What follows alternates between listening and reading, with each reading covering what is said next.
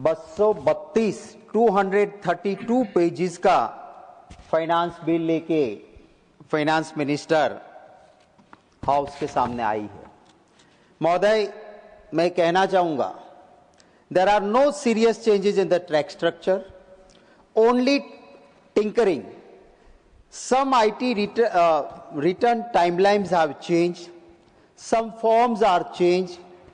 In gold bond, I will demonstrate it will not benefit to the middle class.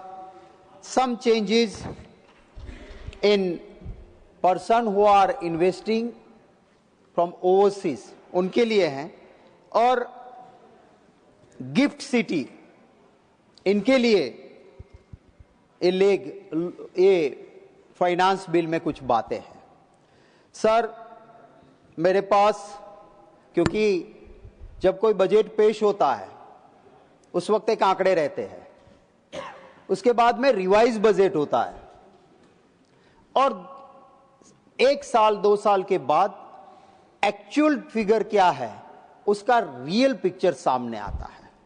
मैं जरूर कहूंगा कि इसको देखते हुए 2023-24 में इनकम टैक्स रेवेन्यू सर 26% बढ़ी, लेकिन उसी साल में ईयर टू ईयर बेस की ये बात है, और ईयर टू ईयर बेस पे उसी साल में माने 2023-24 में जब 26% इनकम टैक्स की रेवेन्यू बढ़ी, वहीं पे corporation tax compare with GDP और जीडीआर के परसेंटेज में वो कम हुई।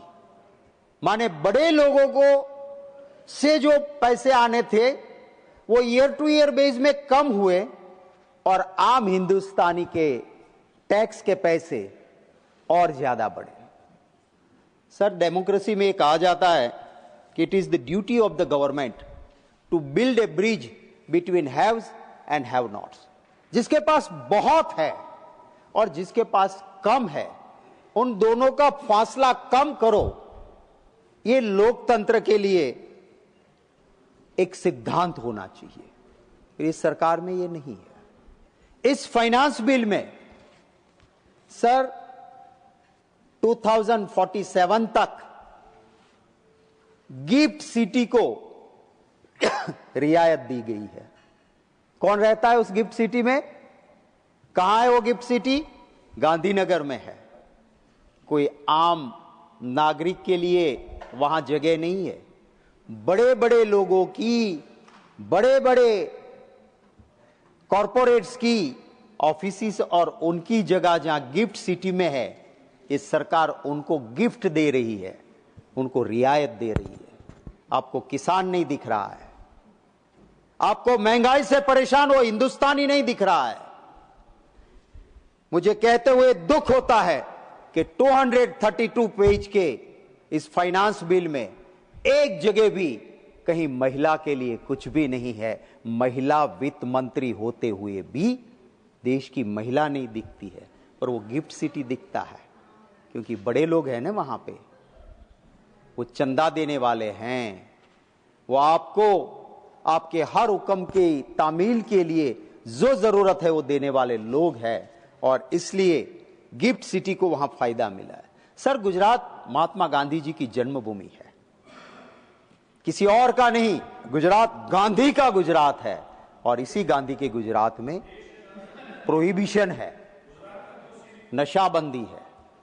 पर गिफ्ट सिटी में सरकार ने स्पेशली छूट दी है कि गिफ्ट सिटी गांधीनगर में होते हुए भी आप वहां दारू पी सकते हो, गिफ्ट सिटी में प्रोहिबिशन नहीं।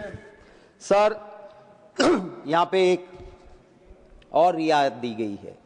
ओवरसीज बाहर से कोई आएगा, डेटा सेंटर लगाएगा, 2047 तक उसको टैक्स में रियायत दी जाएगी, ये फाइनेंस बिल कहता है।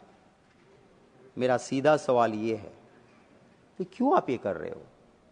क्या आपका टर्म्स एंड कंडीशन कहीं पे क्लियर नहीं है कि वो बाहर से आया हुआ जिसको आप रियायत देते हो, वो मेरे देश को, युवाओं को कितनी नौकरी देने वाला है, मेरे देश के लोगों को कितना फायदा होगा?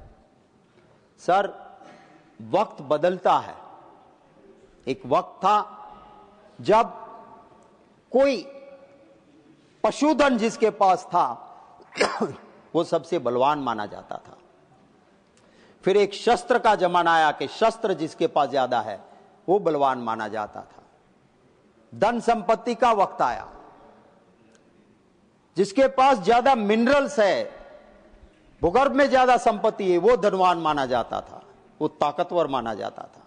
लेकिन बदलते वक्त में आज के दिनों में जिसके पास डेटा ज्यादा है वो डेटा वाला है, वो सबसे ताकतवर और वो सबसे ज्यादा फायदा ले सकता है।